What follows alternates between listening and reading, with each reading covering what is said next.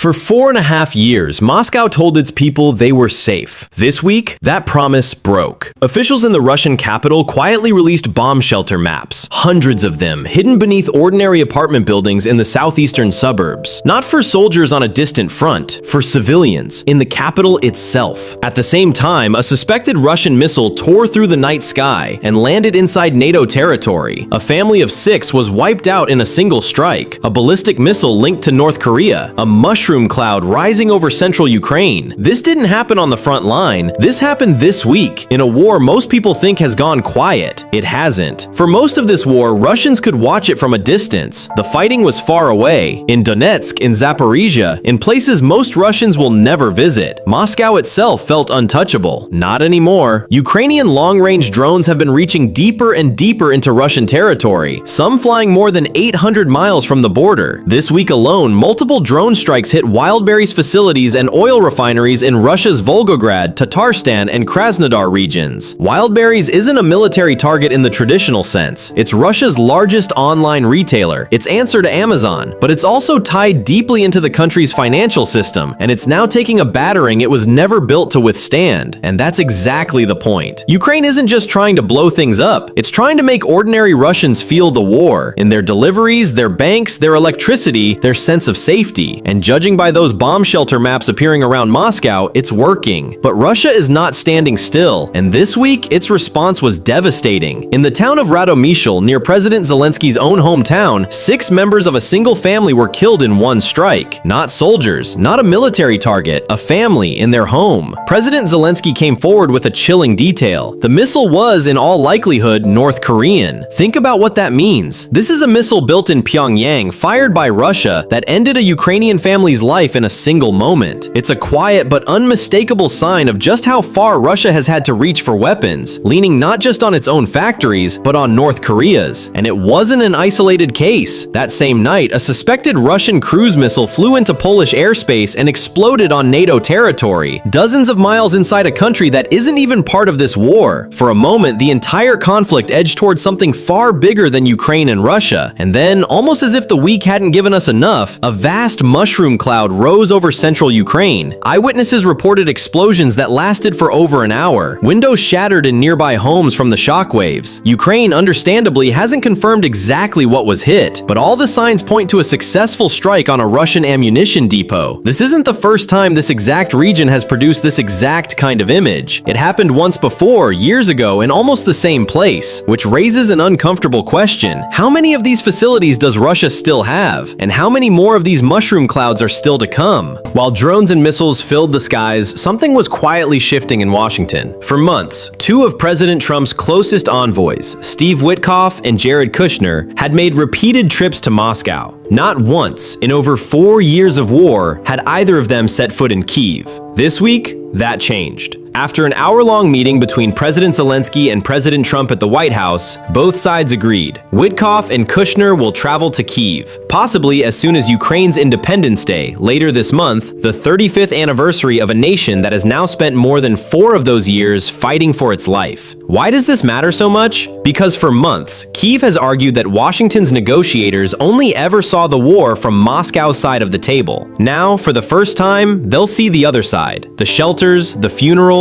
the mushroom clouds. Zelensky has been direct about what he wants from the visit. Not just sympathy, but detailed proposals to restart real 3-way peace talks between Ukraine, the United States, and Russia. Whether Russia is actually ready for that is an entirely different question. Here's what makes this week so important. It isn't just another set of numbers in a war that's gone on so long the world has started to look away. It's a week where Russia had to admit, quietly, through concrete shelters beneath Moscow apartment blocks, that it is no longer untouchable. It's a week where a North Korean missile took a Ukrainian family's life, and a Russian missile very nearly struck a NATO country. And it's a week where, after years of one-sided diplomacy, American negotiators finally agreed to walk the streets of Kyiv. 3 storylines, all moving in different directions, all converging on the same unanswered question that has hung over this war since the very first missile fell in February 2022. When does this end? And on whose terms? Wars like this one don't usually end with a single dramatic moment. They end slowly and then all at once. This week gave us both. The slow grind of drone strikes and shelled towns that have become almost routine, and the sudden moments, a mushroom cloud, a missile inside NATO airspace, a diplomatic trip that seemed impossible only months ago, that remind us this war can still escalate, still shock, still change direction overnight. Somewhere in Moscow right now, families are memorizing the route to their nearest shelter. Somewhere in Kyiv, American envoys are preparing for their first visit to a war zone they've only ever heard about secondhand. And somewhere on a front line that barely makes headlines anymore, soldiers on both sides are waiting to see which of this week's stories, the war or the diplomacy, wins out first. We'll be back next week to find out. If you want to understand this war as it actually unfolds, not after the fact, subscribe and we'll see you then.